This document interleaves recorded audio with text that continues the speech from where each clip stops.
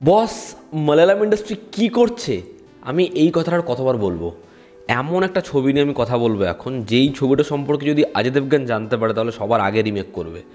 এই ছবিটার মেকার্সরা এমনভাবেই ছবিটা বানিয়েছে, এমনভাবেই ছবিটা বেঁচেছে, যাতে অডিয়েন্সের মনে হয় এই ছবিটা দৃশ্যমেরই একটা পার্ট।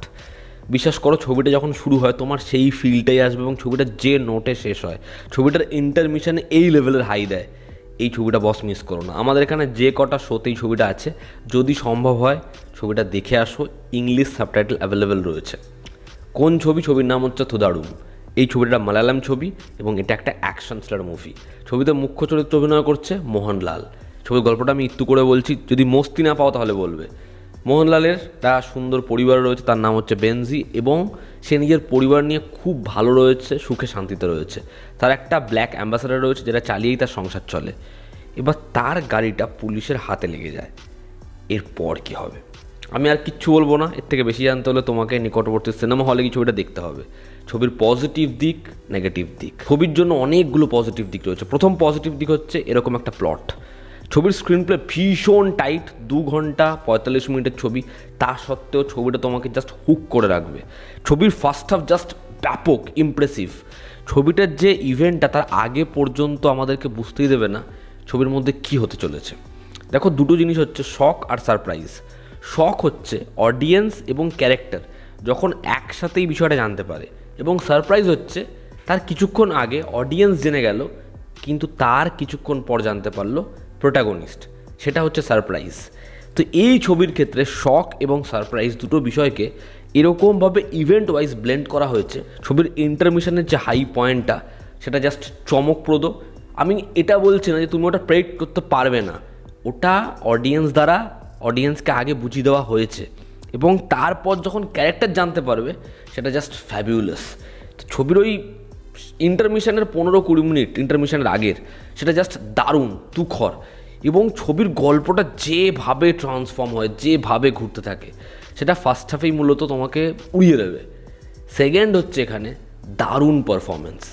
ছবিতে মোহনলাল তার ক্যারেক্টারটা যেরকম শান্ত শিষ্ট, খুব ভদ্র একটা মানুষ, যেরকমভাবে সে নিজের গাড়িটাকে ভালোবাসে, চরিত্রটা নিজের গাড়ি, নিজের পরিবারের প্রতি যেরকম অ্যাটাচমেন্ট, সেটাকে যেভাবে দেখিয়েছে, এবং সেকেন্ড হাফে সেই চরিত্রটার যে রূপটা আমরা দেখতে পাই, মোহনলাল ফাটিয়ে দিয়েছে। সেকেন্ড হচ্ছে ওই পুলিশ অফিসারটা চশমা পরা। বস জাস্ট ব্যাপক। লোকটাকে যেরকম দেখতে, লোকটার যেরকম অ্যাপ্রোচ, এবং তার প্রত্যেকটা কথা বলার আগে যেরকমভাবে একটা ব্রিদিং স্পেস নেওয়া, সেরা লেগেছে আমার। প্রত্যেকে সাপোর্টিং কাস্টে যারা রয়েছে, মোহনলালের বন্ধু, তার পরিবার, তার ছেলে মেয়ে, প্রত্যেকের জাস্ট দারুণ দারুণ, প্রত্যেকের পারফরমেন্স ভীষণ ভালো। থার্ড হচ্ছে এই ছবিটা যেভাবে নেচারটাকে এক্সপ্লোর করেছে। দেখবে ফরেস্টে যখন গাড়িটা ঢুকবে, যেরকম রাস্তা এবং যেভাবে সাপের উদাহরণটা আসবে, বা ছবিতে ঠিক একটা ব্যাপক সিকোয়েন্স আসার আগে যেরকম হাতির ডাকটা শোনা যায়, এবং ছবির টাইটেল কার্ডটা কোথায় পড়ে। তো এই যে পরিবার, এই যে নেচার, এই যে হাতি, এই যে সাপ, এবং হাতি যেরকমভাবে নিজের সন্তানের জন্য সব কিছু ধ্বংস করে দিতে পারে, সেরকমই আরও একটা কথা রয়েছে, সাপ নিজের সন্তানদের খেয়ে নেয়। তো এই বিষয়টাকে ছবিতে যেরকমভাবে এভিল এবং গুড এটার সাথে ব্লেন্ড করেছে, সেটা দারুণ, জাস্ট দারুণ। ছবির মেকিং ভীষণ ভালো। ছবিতে রাতের দৃশ্যগুলো দেখতে খুব প্রিমিয়াম লাগে। ছবির ব্যাকগ্রাউন্ড স্কোর সেটা আমাদেরকে জমিয়ে রাখে মূলত অ্যাকশন দৃশ্যে, এবং ছবির শেষ ভাগে যেরকমভাবে মোহনলালকে আবার স্টারের মতো করে প্রেজেন্ট করেছে, যেরকম অ্যাকশনটা কাস্টমাইজ করেছে, আমার দেখতে হেভি লেগেছে। ছবির এন্ড পয়েন্টটা যেরকম, সেটা আবার রিয়েলিস্টিক জোনে ফিরে আসে, তো ভালো লাগে। ওভারঅল তুমি যদি একটা সুন্দর অ্যাকশন থ্রিলার ছবি দেখতে চাও, এই ছবিটা বস মিস করো না। ছবিটা তোমাকে ফুল মস্তি দেবে, এবং ছবির ফার্স্ট হাফ এমন, ইন্টারমিশনের আগের পোর্শন এমন যে তোমার মনে হয় বস এটা কী হতে চলেছে। তো তোমরা এই ছবিটা অবশ্যই অবশ্যই দেখো দৃশ্যম ভাইবস পেতে। এবার যদি ছবির নেগেটিভ দিক বলি, ছবির নেগেটিভ দিক খুব বেশি নেই। এই ছবির প্রথম নেগেটিভ দিক হচ্ছে ছবিটা না সেকেন্ড হাফে অনেকটা বেশি জানা হয়ে যায়। আমরা বুঝতে পারছি কি হবে, কিন্তু তা বলে কিন্তু এটা নয় যে ছবিটা হাত থেকে বেরিয়ে গেছে, ছবিটা খুব ইলংগেট করেছে, ওসব হচ্ছে না। সেখানে একটু প্রেডিক্টেবল হচ্ছে, তবে সেখানেও কিন্তু ছবিটা এঙ্গেজিং।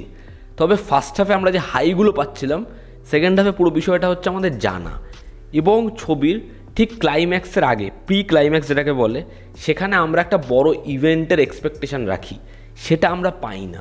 ছবিতে ওয়াইফ এবং মেয়ে তাদের সাথে যে বন্ডিংটা ফার্স্ট হাফে রয়েছে, সেকেন্ড হাফেও সেই বন্ডিংয়ের প্রয়োজন ছিল, সেটা আমরা পাই না। ফলে ইমোশনালি ছবিটা কিছু কিছু জায়গায় একটু অফ হয়ে যায় এবং ছবিতে যে ক্যারেক্টারের জন্য আমাদের কষ্টটা হবে তাকেও আমার মনে হয় আরেকটু স্পেস দেওয়া উচিত ছিল, যাতে ছবিতে একটু কম স্পেস দেওয়া হয়। এটা রান টাইমটা যেহেতু বড়, সেটা আমরা এক্সপেক্ট করতে পারি। এবং ছবিতে অ্যান্টাগনিস্টদের যেরকমভাবে দেখিয়েছে, আমার মনে হয় একটা ক্যারেক্টারের গ্রাফে তারা একটা চেঞ্জ আনছিল, সেই চেঞ্জটাকে বজায় রাখলে পারতো এবং তাদেরও একটা বড় প্ল্যানিং থাকতে পারতো।